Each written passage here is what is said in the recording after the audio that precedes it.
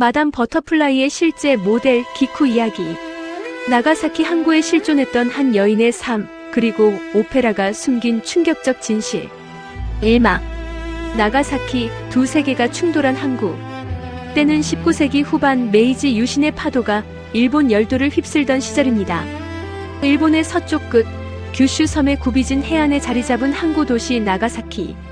이 도시의 이름을 들으면 많은 분들은 아마 1945년 원자폭탄의 비극을 먼저 떠올리실 것입니다.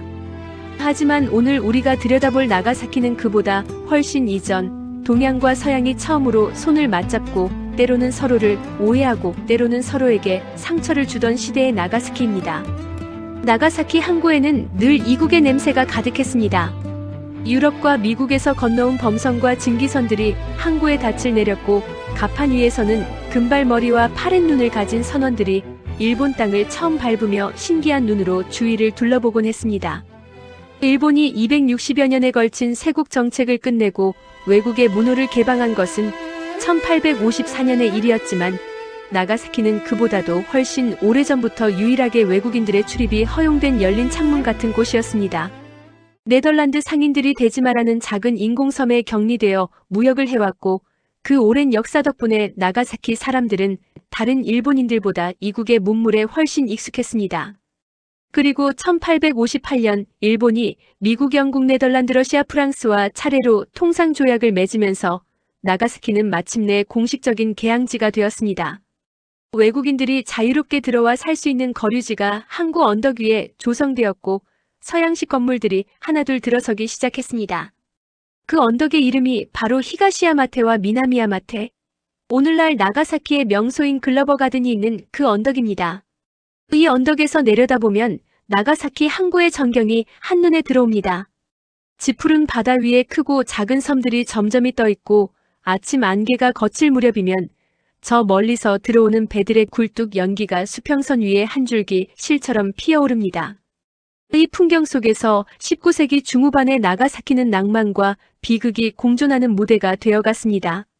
외국 남자들은 이 항구에 들어오면서 새로운 세계에 대한 호기심과 흥분을 느꼈지만, 그들이 마주한 일본은 그들이 상상하던 모습과는 사뭇 달랐습니다.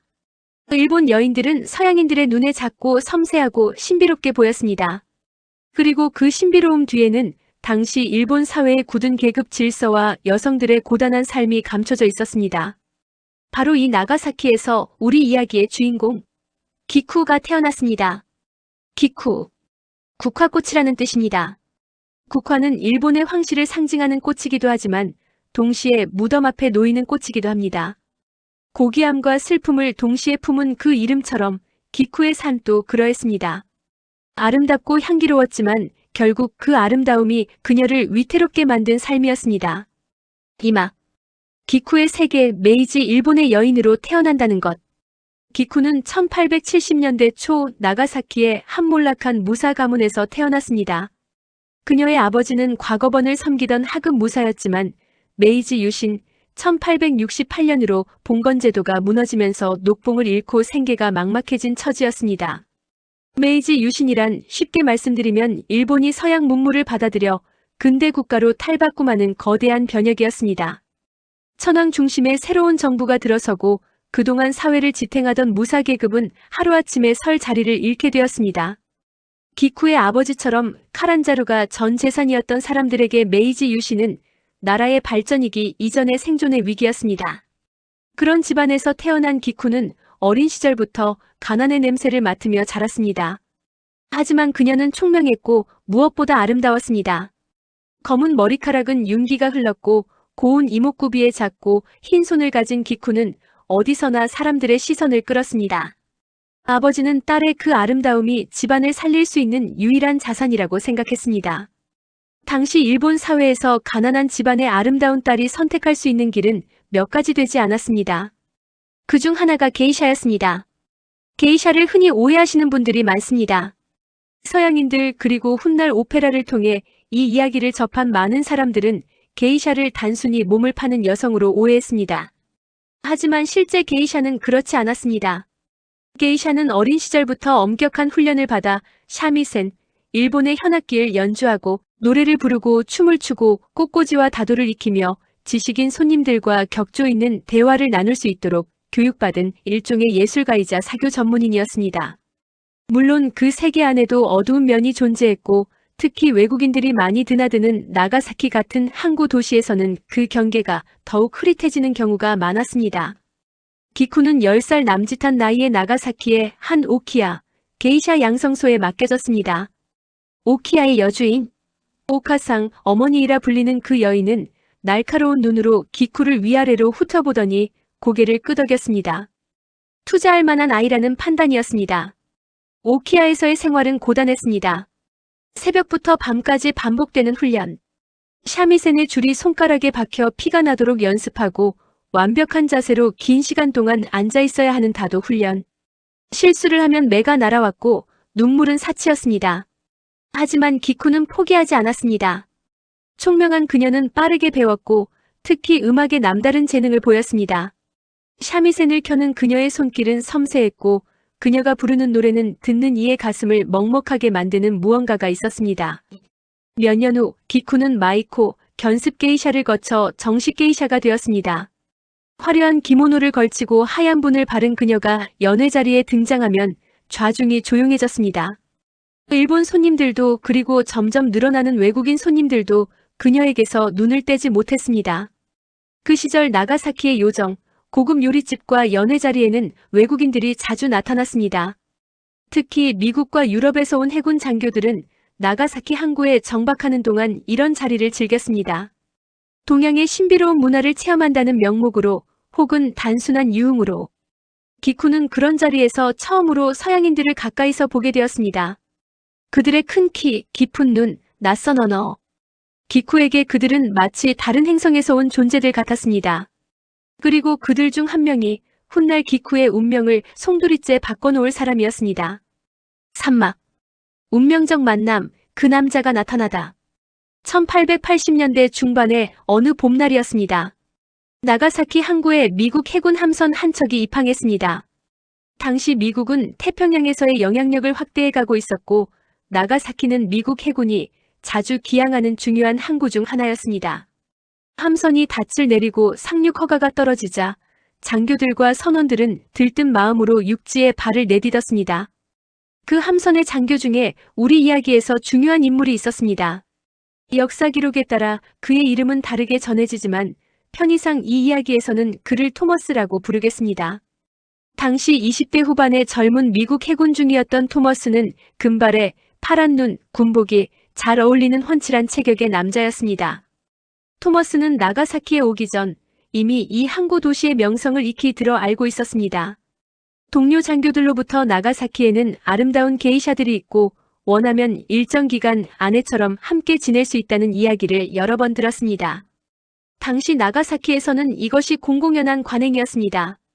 외국인 남자들이 단기간 체류하는 동안 일본 여성과 계약 결혼 임시 결혼이라 불렸지만 실상은 동거 계약에 가까운을 맺는 것이었습니다. 일본어로는 메카케 혹은 구어적으로는 나이프 계약이라 불리기도 했습니다.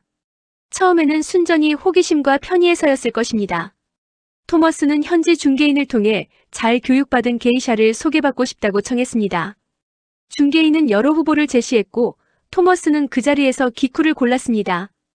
기쿠의 아름다움과 교양이 그의 마음을 사로잡았습니다. 기쿠 입장에서 이 만남은 어떤 의미였을까요? 당시 나가사키의 젊은 게이샤들 사이에서는 외국인 남자, 특히 서양 장교와 인연을 맺는 것을 부끄럽게 여기지 않는 분위기가 있었습니다. 오히려 어느 정도는 선망의 대상이기도 했습니다. 서양인들은 상대적으로 풍족한 생활을 제공했고 그들 중 일부는 진심 어린 애정을 보이기도 했으니까요. 무엇보다 당시 일본 여성들에게 삶의 선택지는 매우 제한적이었습니다. 게이샤로 계속 일하거나 결혼해서 집안으로 들어가거나 그 결혼도 대부분 본인의 의사와 무관하게 집안에서 결정되었습니다. 기쿠는 이 만남을 받아들였습니다. 그것이 단순한 생존의 선택이었는지 아니면 잘생기고 세련된 서양 남자에 대한 젊은 날의 설렘도 섞여 있었는지 지금 우리가 그녀의 마음속을 완전히 알 방법은 없습니다. 한 가지 분명한 것은 기쿠는 이 만남을 진지하게 받아들였다는 것입니다. 오키야의 여주인과 중개인 사이에 계약이 맺어졌습니다. 토머스는 나가사키 항구가 내려다 보이는 언덕 위에 작은 집 한 채를 빌렸습니다. 미나미야마테 언덕, 서양인 거류지와 일본인 거주구역의 경계에 자리한 그 집에서 기쿠와 토머스의 동거가 시작되었습니다. 창문을 열면 항구가 보이는 집이었습니다. 아침이면 바다 위로 안개가 피어오르고 저녁이면 석양에 물든 바다가 금빛으로 빛나는 그림 같은 풍경. 기쿠는 그 집을 사랑했습니다. 아니, 그 집에서 시작된 새로운 삶을 사랑했습니다. 사막, 언덕 위의 집, 두 세계가 하나가 되는 시간들. 기쿠와 토머스의 동거 생활은 겉에서 보면 목가적이고 아름다웠습니다.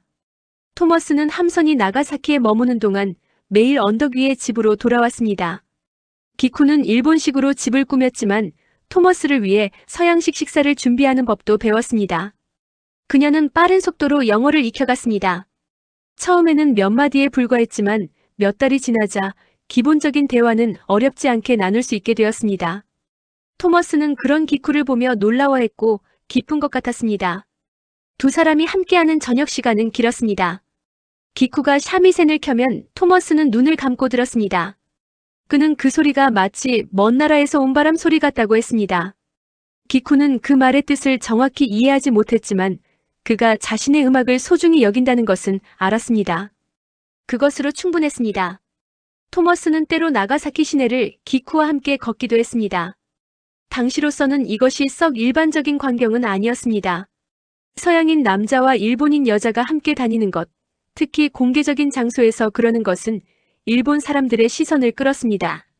어떤 이들은 경계 어린 눈으로, 어떤 이들은 호기심 어린 눈으로 두 사람을 바라보았습니다. 기쿠는 그런 시선들을 애써 무시했습니다. 이 시기에 기쿠의 마음속에 무언가 싹트고 있었습니다. 처음에는 그저 의무감 혹은 계약의 이행이었을지 모르지만 함께 지내는 시간이 쌓이면서 토머스에 대한 감정이 깊어졌습니다. 기쿠는 이것을 사랑이라 불렀습니다. 그리고 어쩌면 정말로 사랑이었을 것입니다. 한편 이 시기를 이해하기 위해 우리는 역사적인 실존 인물 한 명을 더 언급해야 합니다. 나가사키의 미나미야마테 언덕에는 당시 스코틀랜드 출신의 사업가 토머스 블레이크 글러버 타머스 블레이크 글러버가 살고 있었습니다.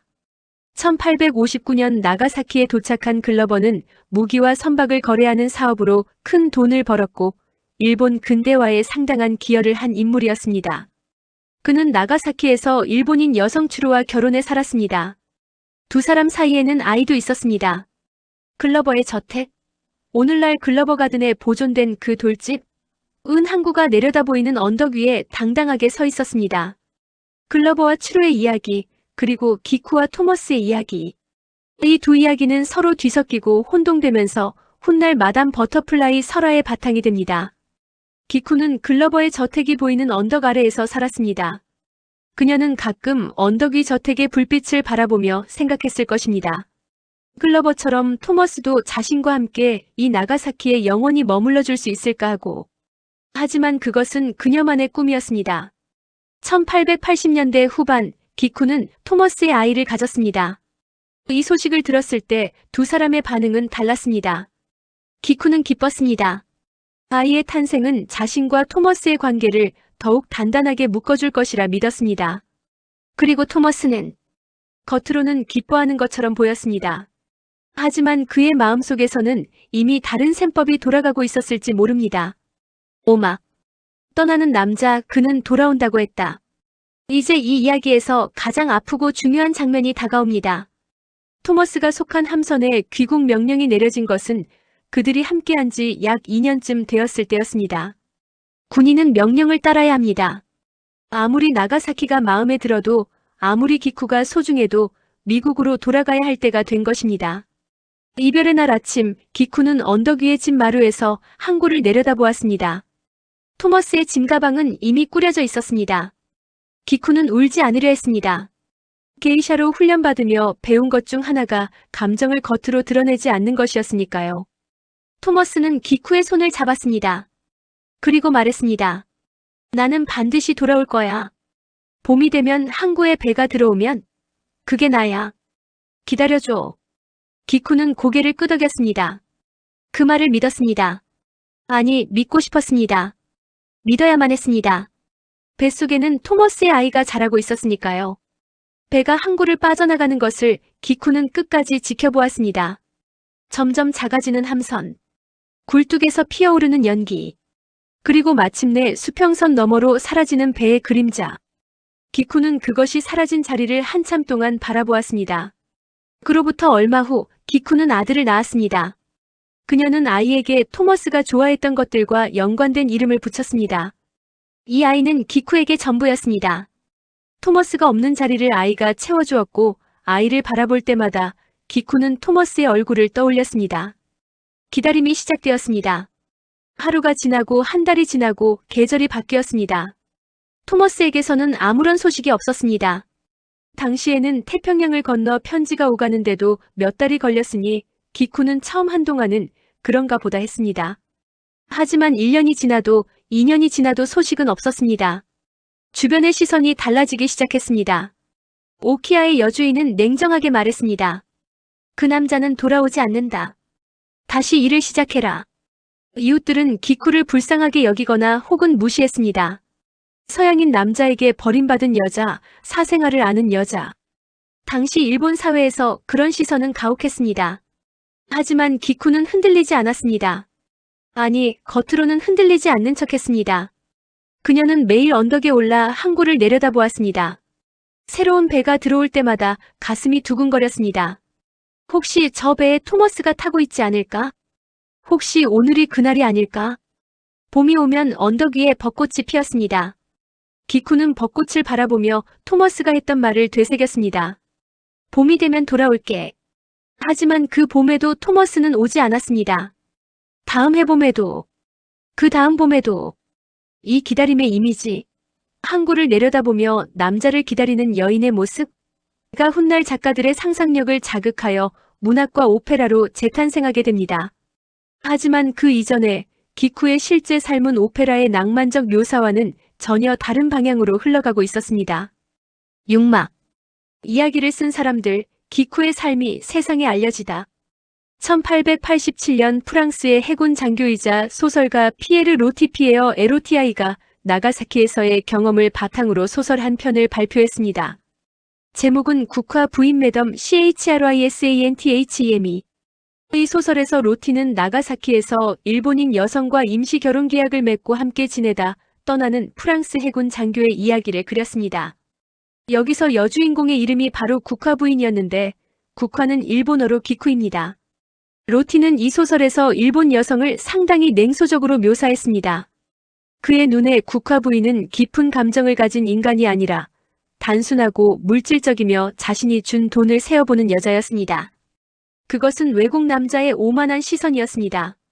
하지만 이 소설은 유럽에서 큰 인기를 끌었고 나가사키 일본 여성 서양 남자의 조합이 대중의 흥미를 끌 수 있다는 것을 보여주었습니다. 그로부터 10여 년이 지난 1898년 미국의 작가 존 루서, 롱잔 루서, 롱이 단편 소설 하나를 발표했습니다.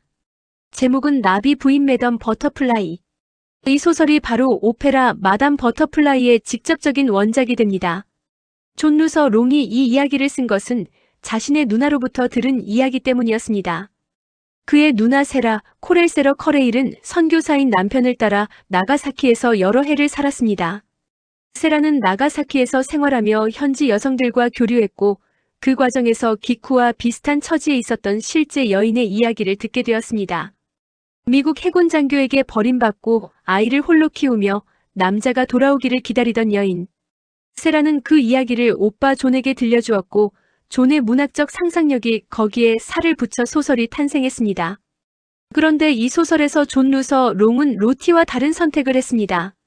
그는 일본 여주인공에게 깊고 순수한 사랑을 부여했습니다. 그녀는 단순한 게이샤가 아니라 진심으로 남자를 사랑하고 그의 아이를 낳고 그가 돌아오기만을 기다리는 여인이었습니다. 소설의 제목은 나비 부인, 영어로 버터플라이 버터플라이. 기쿠라는 이름 대신 붙여진 이 이름에는 아름답지만 연약한 나비처럼 상처받기 쉬운 여인이라는 상징이 담겨 있었습니다. 소설은 미국에서 큰 반향을 일으켰습니다. 독자들은 이 동양 여인의 순수한 사랑과 비극적 운명에 깊이 공감했습니다. 곧이어 연극으로 각색되었고 무대에서도 성공을 거뒀습니다. 그리고 1904년 이탈리아의 위대한 오페라 작곡가 자코모 푸치니가 이 이야기를 오페라로 만들었습니다. 2막으로 구성된 오페라 나비 부인의 AMA 버터플라이 밀라노에라 스칼라 극장에서 초연되었을 때 역사는 새로운 국면으로 접어들었습니다. 푸치니의 음악은 세상의 모든 언어를 초월하는 힘이 있었습니다. 특히 주인공 초초상이 남편을 기다리며 부르는 아리아 어느 맑은 날 벨 디브이디아리에 모은 오페라 역사상 가장 아름다운 아리아 중 하나로 손꼽히게 되었습니다. 어느 맑은 날 수평선 저 너머로 한 줄기 연기가 피어오르는 것을 보게 될 거예요. 그리고 배가 나타날 거예요. 항구에 입항하는 배가. 그 배에 그이가 타고 있을 거예요. 이 아리아를 들으면 아무리 단단한 마음이라도 무너집니다. 그 아리아 속에는 기쿠의 기다림이 녹아 있었습니다.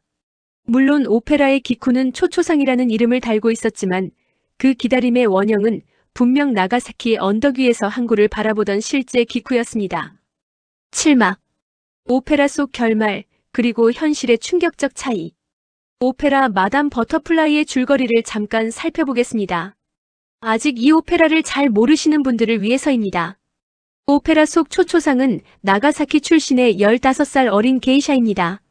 미국 해군 장교 핑커톤과 결혼식을 올리지만 핑커톤에게 이 결혼은 그저 즐거운 모험에 불과합니다. 3년 후 미국으로 돌아간 핑커톤은 미국 여자와 정식으로 결혼합니다. 초초상은 핑커톤의 아이를 낳아 기르며 그가 돌아오기를 기다립니다. 그리고 드디어 핑커톤이 나가사키에 나타납니다. 하지만 그는 미국인 아내를 데리고 왔습니다. 아이를 데려가기 위해서. 초초상은 아이를 핑커톤에게 넘기고 아버지의 유물인 칼, 명예롭게 죽으라고 쓰인 칼로 스스로 목숨을 끊습니다. 명예롭게 살 수 없다면 명예롭게 죽으라는 하라키리의 전통을 따라 오케스트라가 마지막 화음을 울리는 순간 무대 위에는 초초상의 쓰러진 몸만이 남습니다. 그리고 관객석에는 눈물이 흐릅니다. 비극의 끝입니다. 이 결말은 놀랍도록 강렬합니다. 푸치니의 음악과 결합된 이 이미지는 100년이 넘도록 세계인의 심금을 울렸고 마담 버터플라이라는 이름은 사랑을 위해 모든 것을 희생한 동양 여인의 대명사가 되었습니다. 그런데 여기서 우리는 이 이야기의 실제 모델, 기쿠의 삶을 돌아봐야 합니다. 기쿠는 자살하지 않았습니다. 이것이 오늘 이 이야기에서 가장 중요한 충격적 진실입니다. 기쿠는 죽지 않았습니다. 오페라처럼 칼을 들어 자신의 가슴을 찌르지 않았습니다. 그녀는 살아남았습니다. 그것도 그냥 살아남은 것이 아니라 놀라운 방식으로 자신의 삶을 다시 일으켜 세웠습니다. 그 이야기가 7막 이후의 이야기입니다. 하지만 왜 오페라와 소설은 기쿠를 죽게 만들었을까요? 존 루서 롱의 원작 소설에서 초초상은 실제로 자살을 시도하지만 실패합니다. 소설의 마지막에서 그녀는 살아있습니다.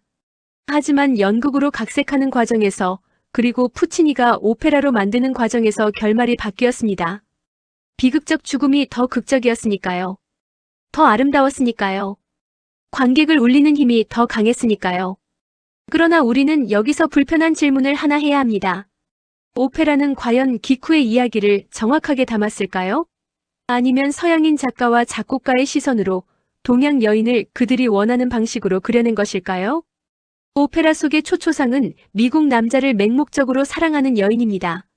그는 그 남자를 위해 조상의 종교를 버리고 가족을 버리고 결국 목숨까지 버립니다. 핑커톤은 나쁜 남자지만 동시에 초초상이 온 삶을 바쳐 사랑한 남자입니다. 이 구도에서 서양 남자는 비록 무책임하고 나쁜 남자이지만 동양 여자의 삶의 전부가 됩니다.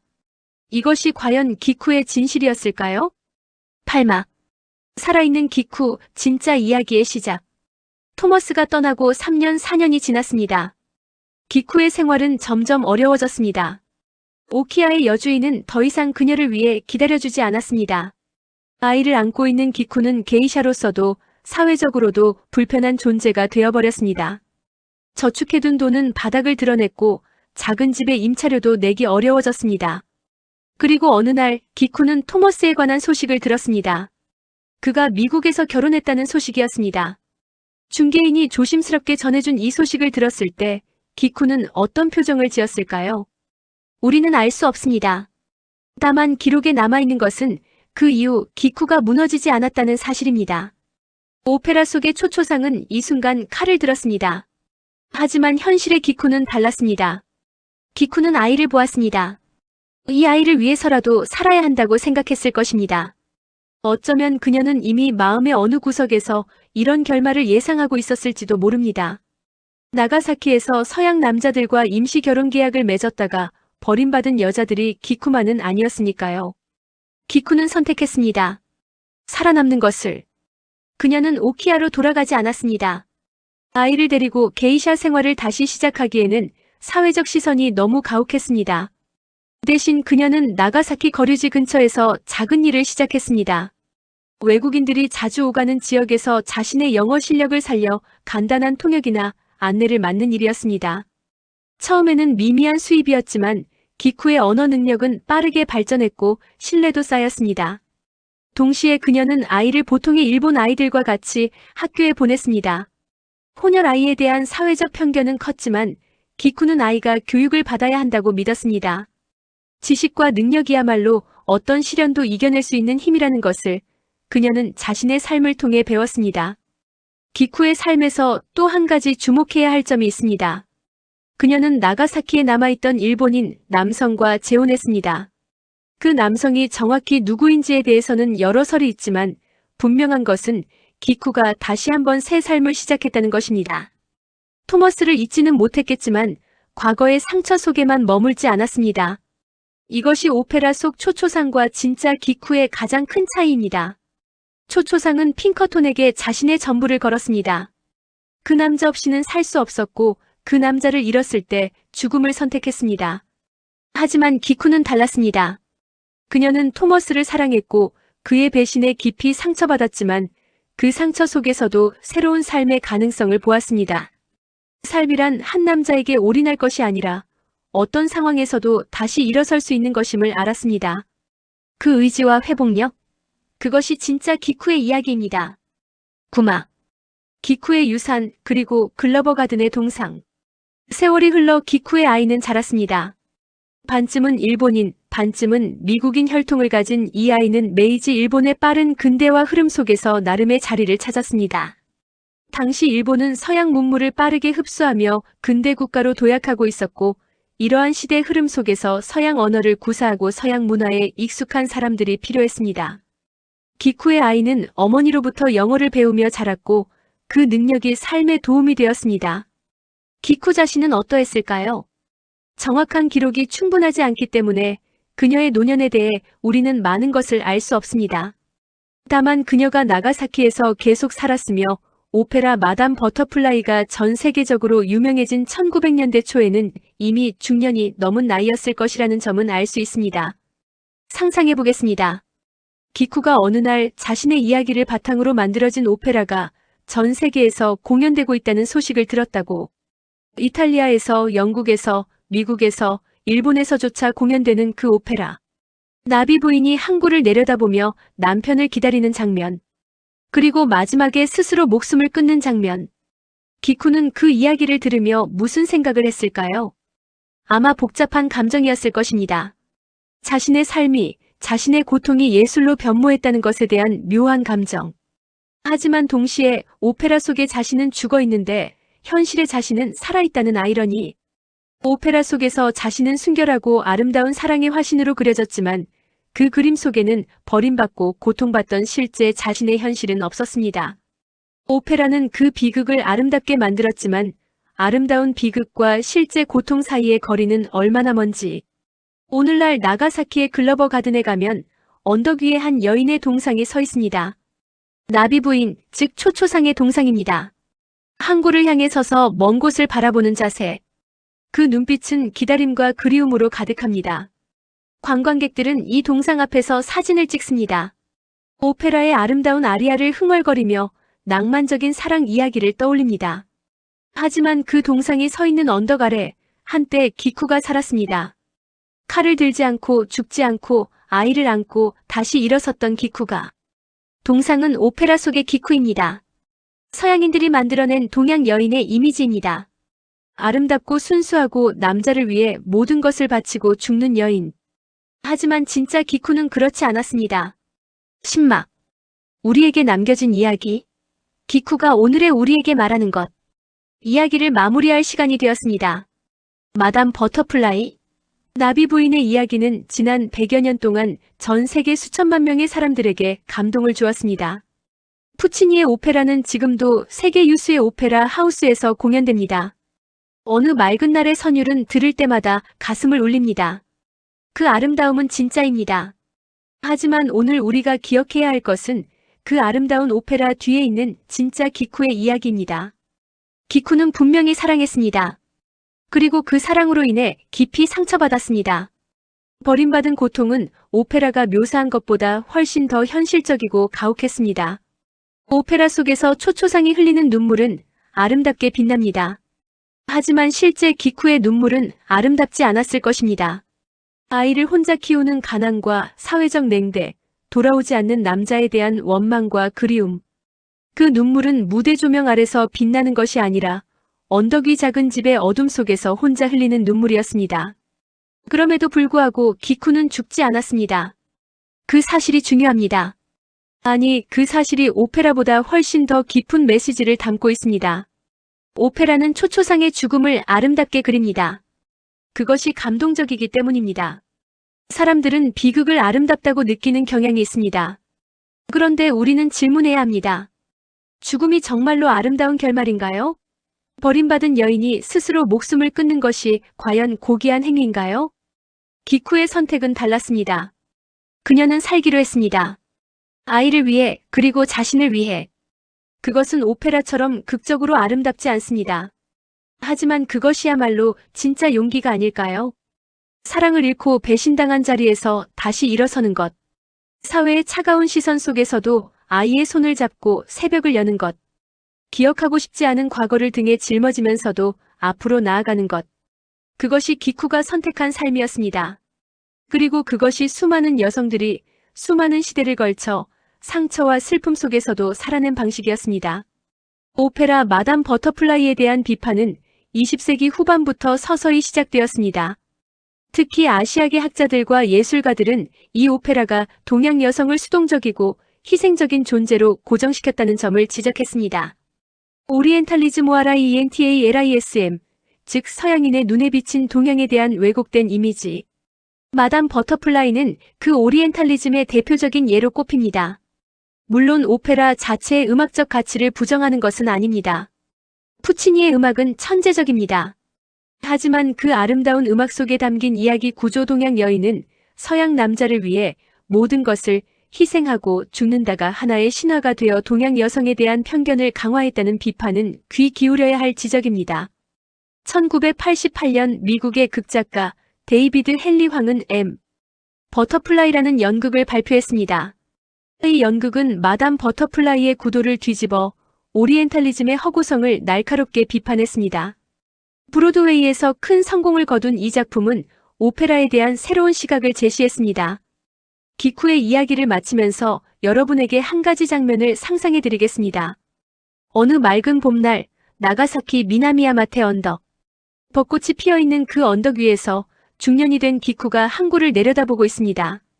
토머스를 기다리던 때처럼이 아니라 이제는 그냥 자신이 살아온 이 도시를, 이 항구를, 이 바다를 바라보면서 그녀의 손자 혹은 손녀가 옆에서 뛰어다닙니다. 기쿠는 그 아이를 바라보며 미소 짓습니다. 저 멀리 항구에서 기적 소리가 들립니다. 새로운 배가 들어오는 소리. 기쿠는 더 이상 그 배에 토머스가 타고 있는지 확인하러 뛰어가지 않습니다. 그냥 봄 햇살 아래 서서 바람을 맞으며 살아있음을 느낍니다. 살아남은 것. 그것이 기쿠의 승리였습니다. 오페라는 초초상을 아름답게 죽였습니다. 하지만 역사는 기쿠를 살려두었습니다. 어느 쪽이 더 위대한가요? 아마 여러분은 이미 그 답을 알고 계실 것입니다. 사랑하는 사람을 잃은 경험이 있는 분들, 배신당한 경험이 있는 분들, 세상이 차갑게 느껴졌던 순간들이 있었던 분들. 그럼에도 여기까지 살아오신 여러분 모두가 어쩌면 기쿠와 같은 사람들인지 모릅니다.